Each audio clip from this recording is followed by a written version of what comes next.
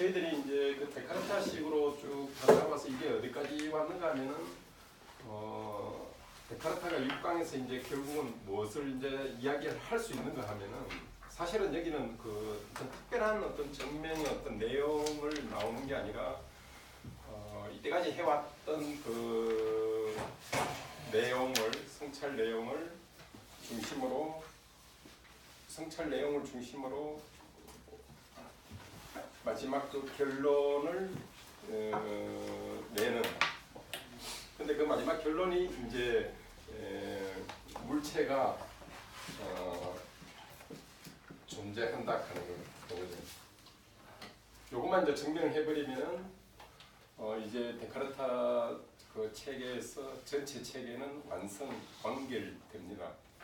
근데 이 물체의 어떤 그 존재 자체가 데카르타한테 이제 어떤 의미를 갖는가, 즉 존재한다라고 했을 때 갖고 있는 어떤 의미는 이때까지 신이 존재하고, 그런 다음에 정신이 존재하고, 그런 다음에 마지막 세계로서 그 물체가 존재함으로써 하나의 어떤 전체 체계가 완성되는 그런 문제를 가지고 있습니다. 그래서 우리가 이제 육광을 자세히 들어가 보면은 이 존재가 어떻게 존재하느냐. 그러나 여기서도 역시 그 데카르타가 그렇게 그 존재하는 그 물체가 존재한다는 것을 증명하는 데 있어서 썩 이렇게 우리가 어떤 논리적으로 와닿지는 않아요. 이게 이제 결국은 데카르타 체계 자체에서 계속 우리가 이제 문제되고 의문을 제기하고 비판을 하고 다시 또 데카르트 방식으로 또 사유를 이렇게 해본 어떤 그런 문제인데,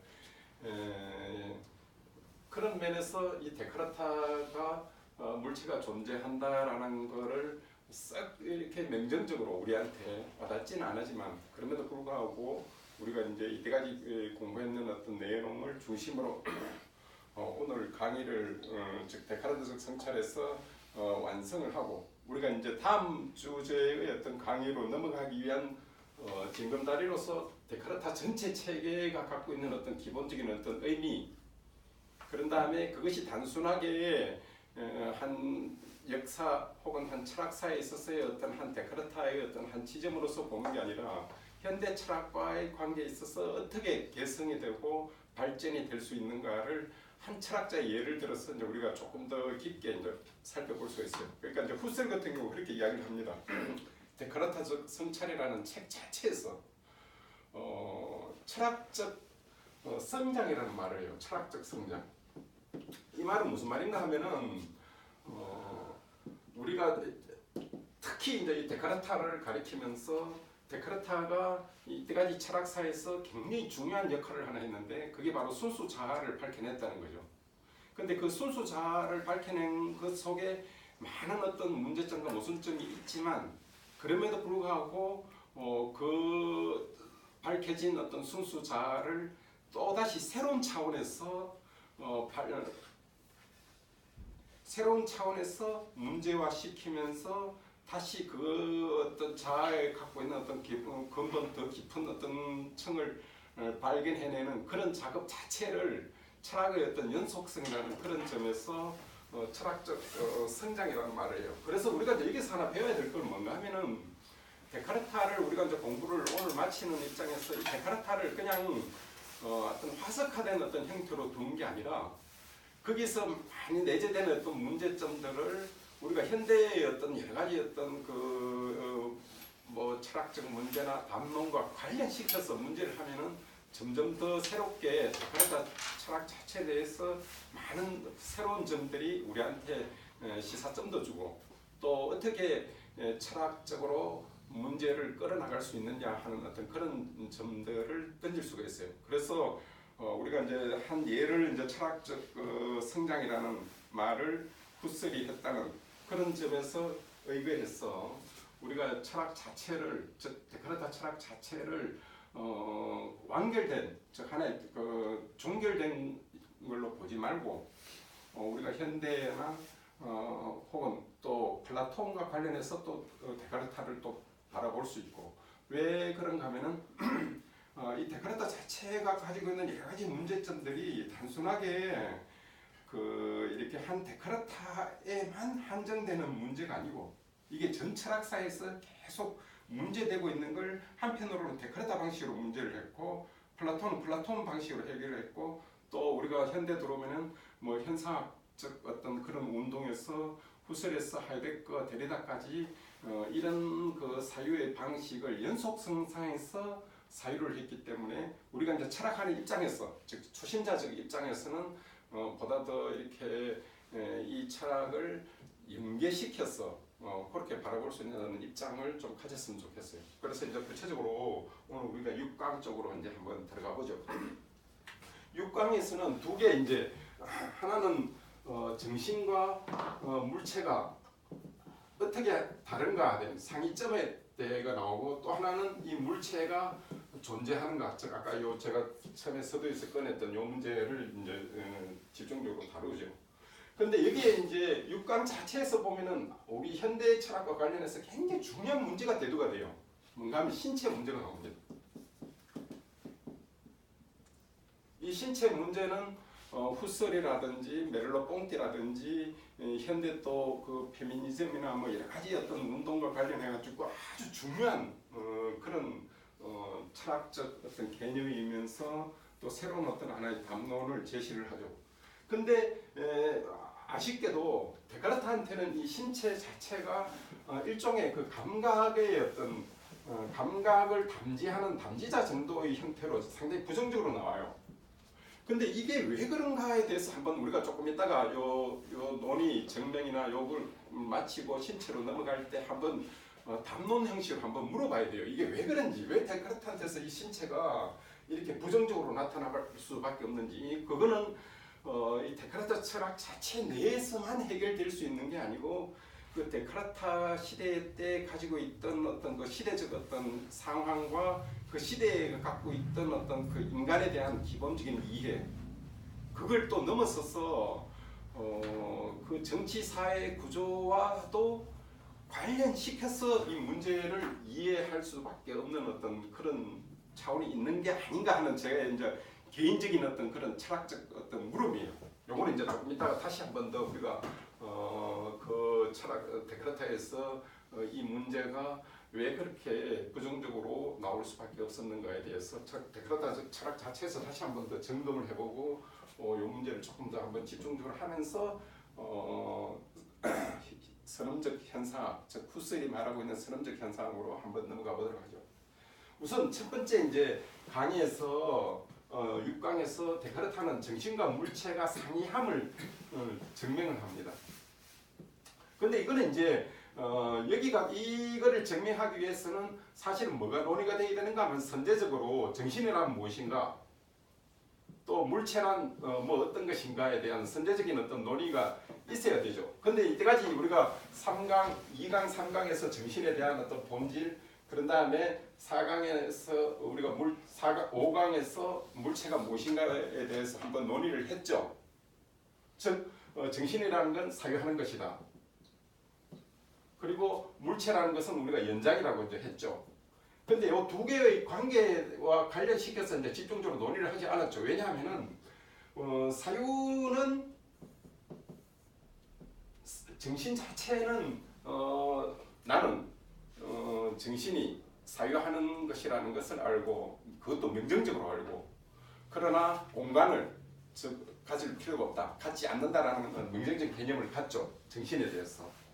또 이 물체에 대해서는 물체는 공간을 갖지만은, 즉 연장을 갖지만은 그러나 사유하는 것은 아니다 라는 어떤 명정적인 생각을 갖죠. 그러면은 요 명정적인 생각을 갖는다는 것 자체는 곧바로 우리가 참의 어떤 진술로 적용할 수 있고 이용할 수 있기 때문에, 즉 이 두 대상은 상이하다라는 어떤 결론이 아주 간결하게 나오죠. 그리고 이 정신은 바로 사유하면서 연장을 가질 필요가 없고, 그런 다음에 물체는 연장이지만 사유하는 것이 아니라는 명정적인 생각을 갖는다는 그 생각에서 계속 뭐가 나온가 하면은 이 두 대상은 다르다. 즉 다르며 각각은 다르게 존재할 수 있다 하는 게 이제 나오죠. 그래서 이제 6강에서 그 처음에 이제 첫 번째 과제가 나름대로 앞에서 했던 이야기를 어느 정도 정리하는 어떤 차원에서 정신과 물체의 상이함에 대한 증명의 어떤 형식을 띤 진술이 나오죠. 그래서 이제 일단은 정신과 물체가 상이함이 밝혀지고 그런 다음에 이제 두 번째로 과제로 이 물체가 존재한다 하는 문제로 넘어가죠. 여기서 이제 우리가 물체가 존재한다는 것에 대해서 데카르트가 육성찰에서 여러 가지 어떤 증명 방식을 이야기를 하는데 특히 이제 뭐를 여기서 이야기를 하는가 하면은 물체가 존재한다라는 그 자체가 상당히 그 우리가 이렇게 쉽게 받아들일 수 없는 그 논증 방식으로 넘어가는데 그것을 이제 우리가 한번요 또 구체적으로 한번 저희들이 한번 논의를 또 해보죠. 그리고 지우개가 있습니까? 갖다 드릴게요. 예.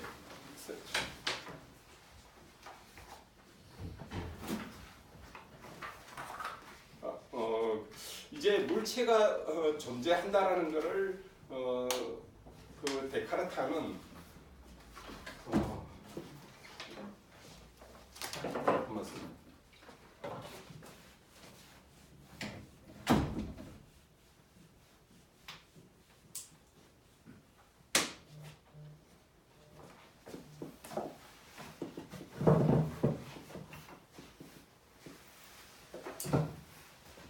우선은 아주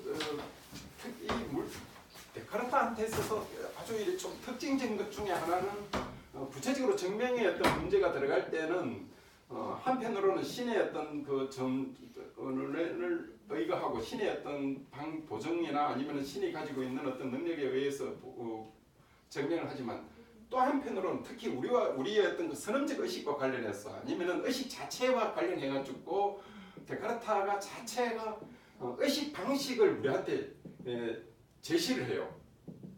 그러니까 이 방식을 우리가 만약에 신에 의거해서 증명하는 방식을 우리가 따라가기가 좀 힘이 들다면은 두 번째로 데카르트가 의식 방식을 통해 가지고 그 이렇게 증명이나 아니면은 그 어떤 여러 가지 어떤 문제점을 해결하는 방식을 우리가 텍스트에 취할 수가 있어요. 그래서 우리가 이 첫 번째 방식을 택하기가 텍스트에서 여러분들이 좀 논리적으로 좀 힘들다면은 두 번째 의식 방식을 통해서 증명해나가는 방식을 취하면은 오히려 데카르트를 이해하기가 훨씬 더 쉽고 또 쉬운 차원을 넘어서서 더 의식에 대한 어떤 자기 분석이라는 데카르트의 어떤 그 본래적인 어떤 절차 방식에 더 정합적으로 우리가 이해할 수 있습니다. 그래서 의식 방식의 어떤 차원에서 데카르트가 제시하는 것은 아주 몇몇 구절에서 이제 이런 이야기를 많이 해요.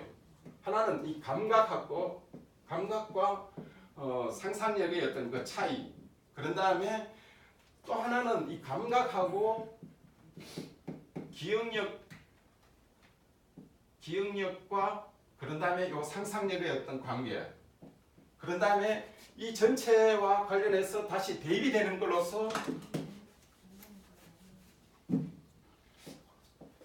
오성이나 의지의 어떤 그 지성적 어떤 차원을 요 관계를 잘 주목만 하면은 의외로 우리가 데카르트를 그 신에 대한 어떤 그 방식으로 증명하는 방식과는 다른 방식으로 증명하는 것을 더 우리가 명료하게 따라갈 수 있습니다. 그래서 이제 6강 자체에서도 보면은 이 감각과 상상력의 어떤 대비를 통해 가지고 이 상상력에 대한 그 대상의 어떤 존재 방식에 대한 어떤 약간의 부정적인 걸 내세우고 다시 감각의 어떤 방식에 의해서 즉 감각 작용에 의해서 대상에 대한 현존 즉 존재에 대한 그 방식을 설명을 하죠. 그래서 오늘 우리가 이제 조금 요즘을 조금 주목해서 우리가 이제 조금 더 보면은 우선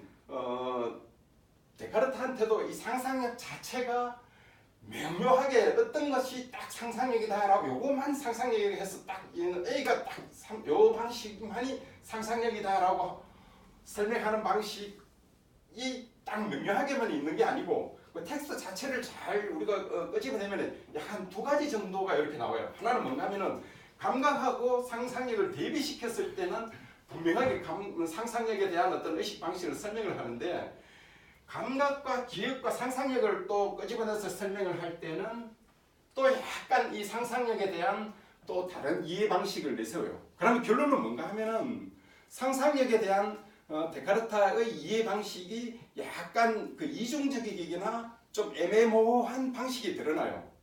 그러나 결론적으로는 뭔가 하면은 상상력에 의해서는 대상의 현존을 증명할 수 없다는 게 데카르트의 근본 취지예요.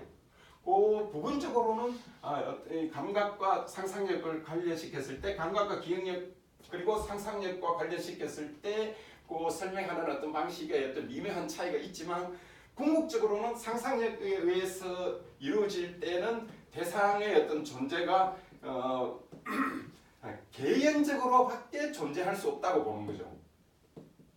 개연적 존재라는 건 무슨 말인가 하면은 여기는 우연성도 끼어들 수가 있고 또 아닐 수도 있고 그러니까 궁극적으로는 우리가 이 물체 자체를 명정적으로 증명을 해줘야 되는데 그러니까 이 상상력에 의한 의식 방식에 의해서 대상의 어떤 존재가 현존한다라는 것, 즉 대상이 존재한다는 것을 증명하는 어떤 적격자는 아니라고 봐요.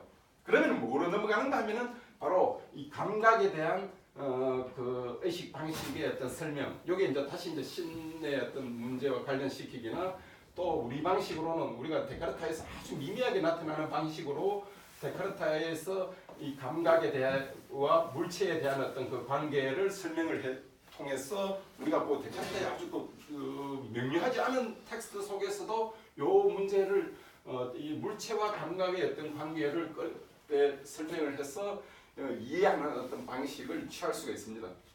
요 점을 제가 이제 또 조금 더 좀 명료하게 설명을 하면은 우리가 왜 상상력을 통해서 대상의 어떤 존재를 증명할 수 없는가 하면은 상상력이라는 그 자체가 약간 개연성을 띠고 있고 우연성을 띠고 있고 거기엔 착각을 할 수 있는 가능성이 있어요.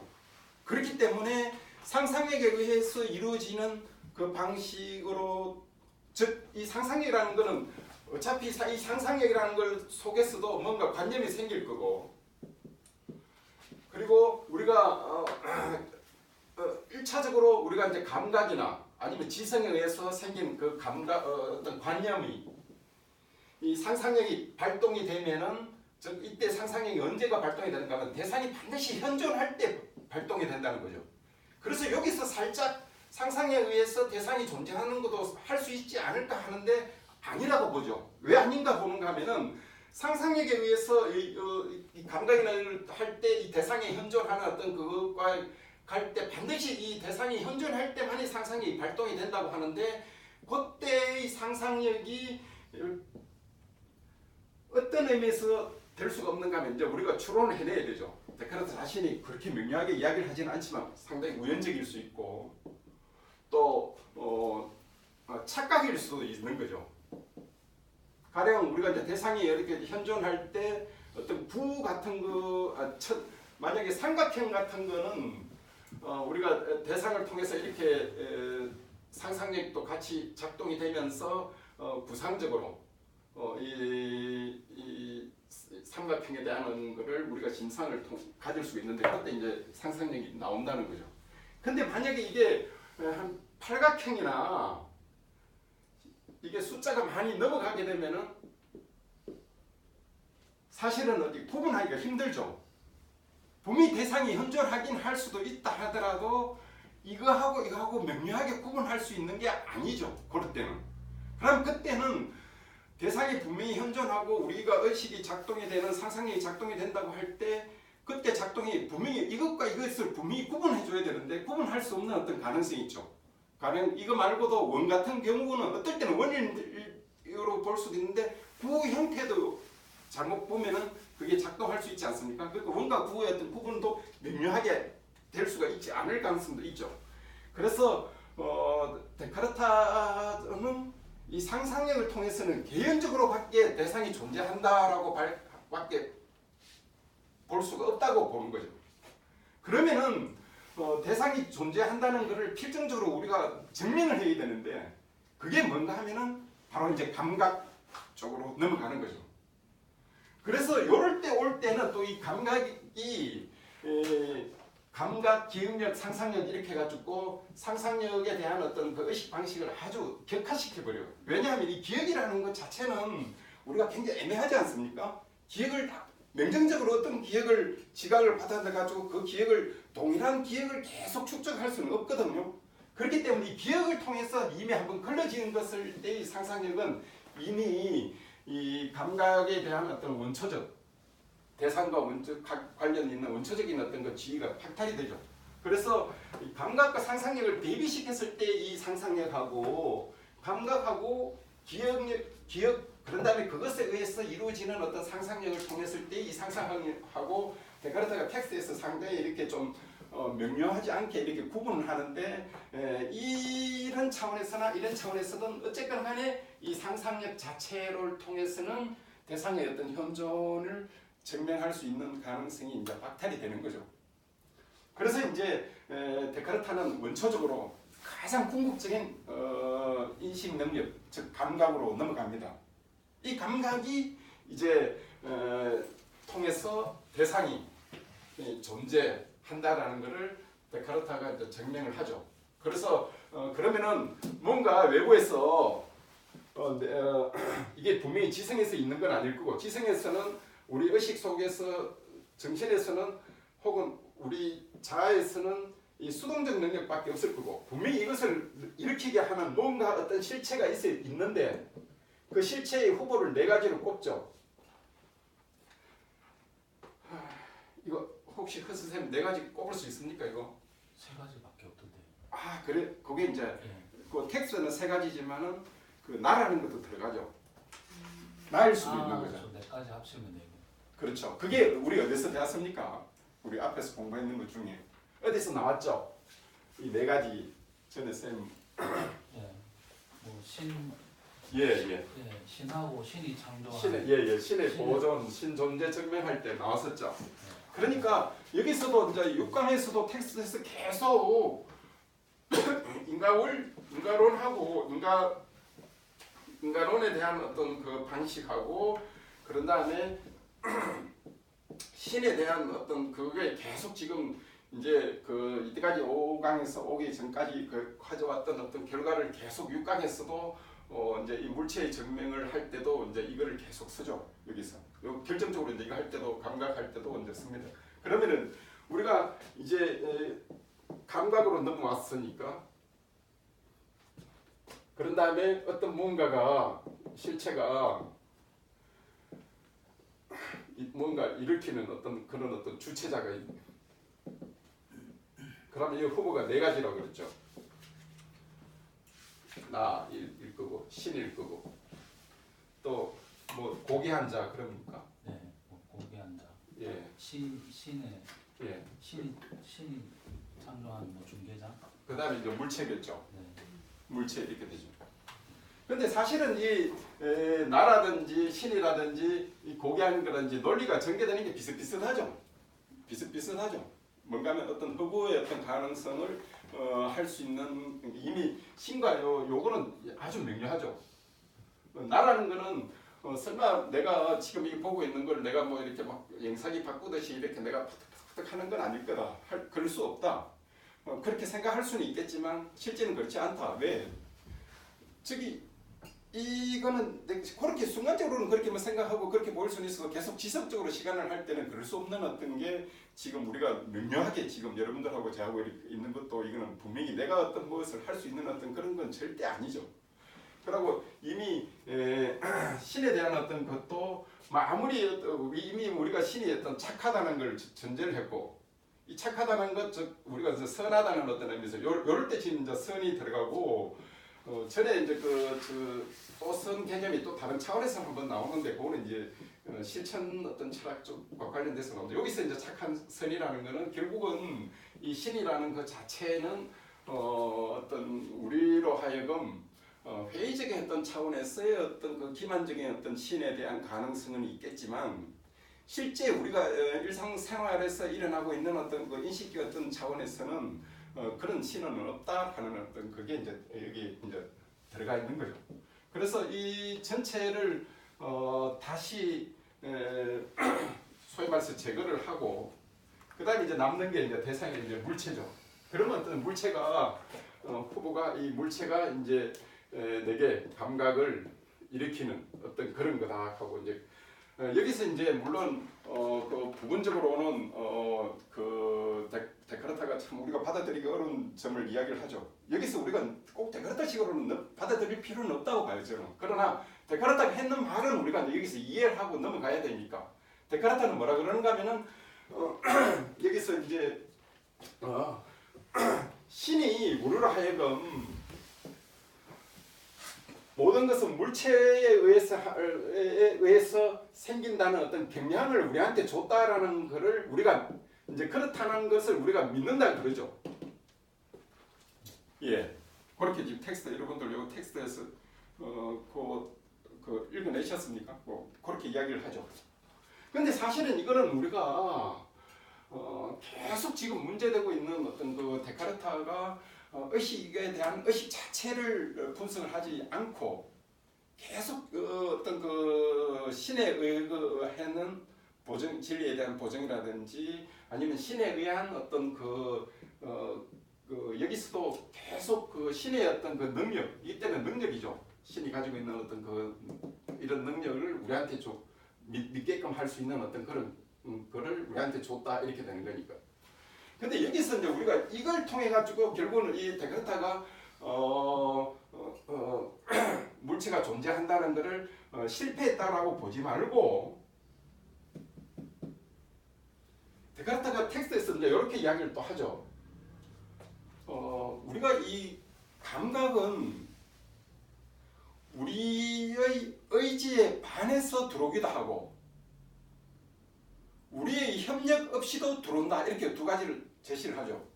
요거를 이제 우리가 나름대로 이 감각에 내재된 어떤 의식의 방식으로 이용을 해야 되죠. 그러니까 이 방식으로 우리가 자꾸 이해를 하면은 데카르타의 어떤 그 증명 방식에 굉장히 문제점이 있다 이러지만은 제가 좀 전에 말씀드렸던 의지에 반해서 우리가 뭐 이렇게 꼭 감각하려고 하지 않은데도 들어오는 거니까 논리적으로는 뭔가 있어야지 그게 들어오게끔 해주는 게 있지 않느냐라는 추론이 가능하죠. 그러니까 이런 문구는 우리의 어떤 협력 없이 또 우리의 의지에 반해서 뭐 이런 거는 우리가 이제 의식 자체를 분석을 할 때 이 방식과는 다른 방식으로 우리가 의식을 어떤 할 때 해석을 할 때 이용을 할 수 있는 문구고 해석을 우리가 풀어나갈 수 있는 어떤 그 실마리죠. 그러니까 분명히 데카르타도 의식의 어떤 방식 자체에서는 이게 내가 가지고 있는 어떤 오성이나 아니면 어떤 그 다른 어떤 능력에 의해 가지고 발생되는 게 아니다는 외부에서 오는 어떤 자발적 어떤 능력에 의해서 우리한테 주어진다라는 걸로 해석을 가능하죠. 그래서 이제 여기서 이제 물체가 그러면 반드시 어떤 그런 어떤 대상, 즉 실체 뭔가 있어야 되지 않느냐 이렇게 해서 우리가 데카르타의 어떤 추론적으로 이렇게 이제 해석을 해볼 수가 있죠. 그래서 데카르타한테는 이 형태로 물체가 존재한다. 즉 이 방식으로 물체가 존재한다는 게 아니라 이 방식을 통해 가지고 이걸 의식에 대한 어떤 해석의 어떤 방식을 통해서 뭔가 우리로 하여금 감각을 일으키는 그 어떤 무엇은 존재할 수밖에 없는 무엇이다. 이렇게 이제 우리가 이제 이야기할 수밖에 없죠. 그래서 이제 그런 면에서 대상은 존재한다라고 볼 수 있다라고 우리가 추론할 수 있죠. 실제 데카르타 자체는 이 물체를 존재한다에 대해서 아주 명료하게 논리적으로 지금 전개를 해서 우리를 설득시키지를 못하고 있어요. 이 텍스트에서는 이 6강 자체에서는. 그럼에도 불구하고 우리가 이제 이런 방식을 통해서 간접적으로 대상이 존재한다라고 증명을 이제 할 수 있죠. 그러면 이제 형식상으로는 우리가 6강에서 물체와 정신은 상이하다. 그런 다음에 두 번째로 대상은 존재한다. 그렇게 해서 일단 데카르타의 전체 체계는 완결이 됩니다. 그러니까 이 완결선 자체에서 이제 에서 내재되어 있는 데서 이 신체 자체가 상당히 이제 철학적으로 굉장히 문제점이 될 수가 있죠.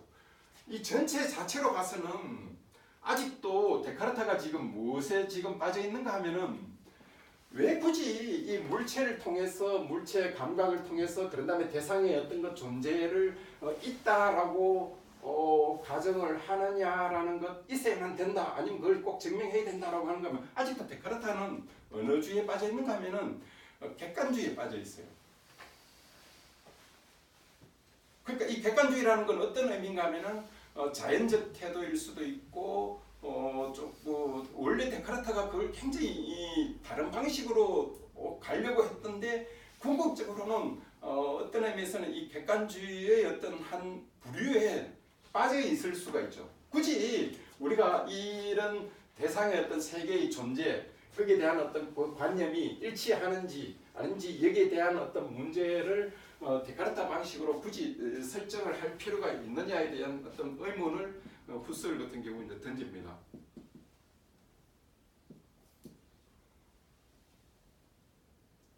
이제 제가 여기서 이제 1차적으로는 우리가 형식상으로는 데카르타에서 나타나는 그 존재의 상이함과 그런 다음에 그 존재의 물체의 존재가 증명이 되고 이 중에 여러분들이 이제 6강에서 주목해야 될 게 이 바로 신체의 문제입니다.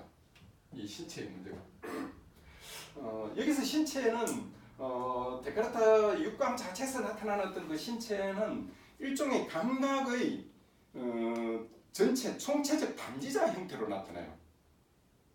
말하자면은 궁극적으로는 이 6강에서 인간에 대한 어떤 데카르타의 어떤 이해 방식이 나타나겠나요? 뭔가 하면은 우리가 1강에서 5강까지로 종합을 하면은 인간은 신적인 어떤 존재의 형태를 띌 수 있다. 즉 모상이니까 우리가 이 의지 문제와 관련해 가지고 전에 이제 좀 이야기가 많이 됐던데 인간은 모상을 가지고 있어서 신의 모상을 가지고 있어서 완전에 대한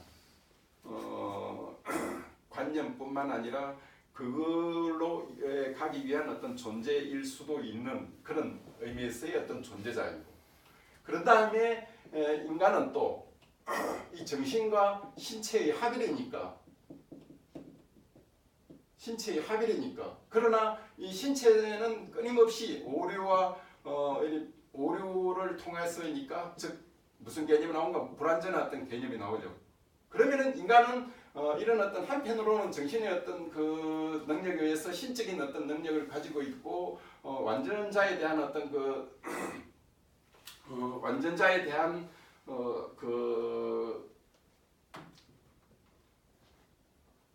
이래 나아감에 대한 어떤 그 기본 능력을 가지고 있고 또 한편으로는 인간이 어떤 신체, 즉 감각의 어떤 그 담지자로서의 어떤 신체가로 이루어져 있음으로써 불완전한 어떤 그래서 인간 자체는 약간 이런 어떤 모순적이고 좀 불완전한 이때 모순적이라는 것은 이렇게 논리적인 모순적인 게 아니라 내 자신의 어떤 신적인 어떤 그런 지고 지선 어떤 선에 대한 어떤 깊은 갈망이 있지만 또 쉽게 오류에 이렇게 빠질 수 있는 어떤 그런 어떤 존재자라는 게 6강에서 이제 전체적으로 나타나죠. 그런데 여기서 우리가 이제 계속 하나 물어야 될 거는 통합이라고 했을 때 이 통합이라는 말의 의미를 일단 굉장히 아주 정교하게 물어야 돼요. 굉장히 좀 철학적으로. 그러니까 데카르트한테는 이 통합이 외적인 통합으로 있는 거죠.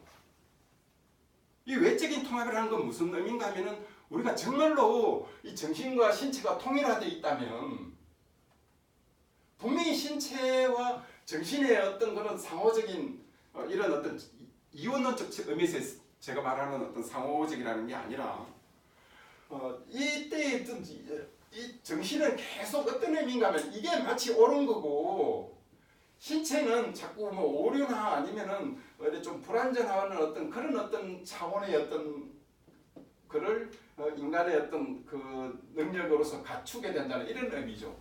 근데 실제 통합이라면 진정한 통합이라면 그게 그럴까요? 아니죠. 왜 아닌가 하면 우리가 만약에 A 플러스 B를 만약에 통합을 하면은 만약에 어떤 뭔가 나온다면은 그때 이 통합이라는 건 A와 B의 어떤 속성 자체를 서로 영향을 주게 하기나 두 개를 진정한 의미에서 통합을 하려면 그 나온 결과가 A이면서도 동시에 B이고 B이면서도 동시에 A일 수 있는 어떤 그런 특성을 가져야 되는데 데카르트한테는 단순하게 외적으로 어떤 능력이나 어떤 걸 설명을 할 때는 정신의 어떤 걸 내세울 수가 있고 또 어떤 부족하기나 아니면 뭐 어떤 점에 이런 오류 이런 것도 설명할 때 또 신체적인 어떤 그러면은 그때는 또 정신이 만약에 예를 들자면 아주 쉽게 설명하면 또 마치 없어지는 것처럼 되고 또 마치 정신을 거하고 할 때는 마치 또 신체는 없는 것처럼 이렇게 된다는 거죠. 그러니까 데카르트가 인간을 그렇게 통합적으로 봤다고 했을 때 그 통찰은 좋았지만 굉장히 피상적으로 본 거죠. 말하자면은 신체는 그렇게 절대 정신에 단순하게 의속되는 것처럼 정신에 통합될 수 있는 것도 아니고 정신 자체도 신체의 어떤 그 구조적인 어떤 그 여러 가지 가능성 지각으로서 오는 그런 다음에 그게 세계로부터 오는 여러 가지 가능성들이 없이 그렇게 정신만 이해될 수 있는 건 아니라는 거죠. 이게 이제 우리가 진정한 의미에서의 어떤 통합, 어떤 신체와 정신의 어떤 그 통합으로 봤을 때 데카르트한테서는 굉장히 좀 피상적으로 나타나는 거죠. 이거는 마치 이제 우리가 데카르트 전체의 그 의식의 어떤 그 방식에 대해서도 다시 비판적인 시선을 할 수가 있습니다. 뭔가 하면은 데카르트가 이렇게 아주 감각 그런 그 이전에 인상이 더 먼저 있겠죠.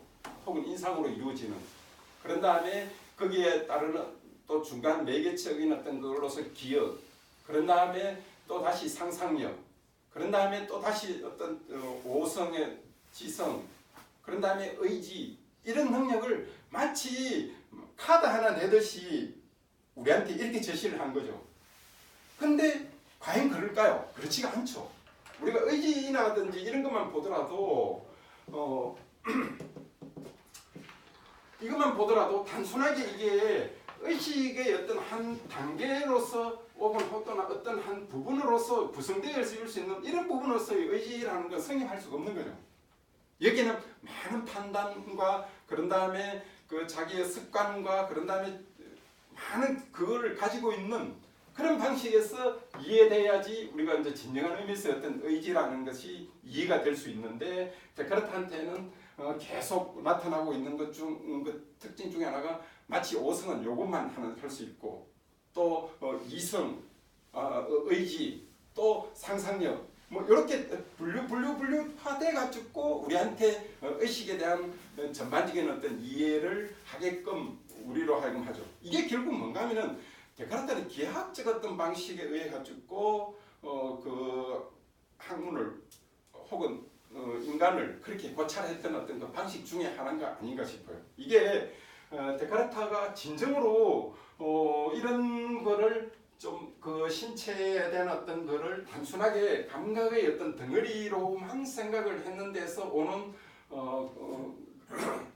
이런 문제점이 여기에만 나타나는 게 아니고 거의 전 의식에 대한 어떤 그 부분적인 어떤 분석 자체에서도 이런 점이 드러난다고 보는 거죠. 그래서 이제 여기까지가 데카르트인데 근데 그러면은 왜 이런 방식의 이해가 나왔을까?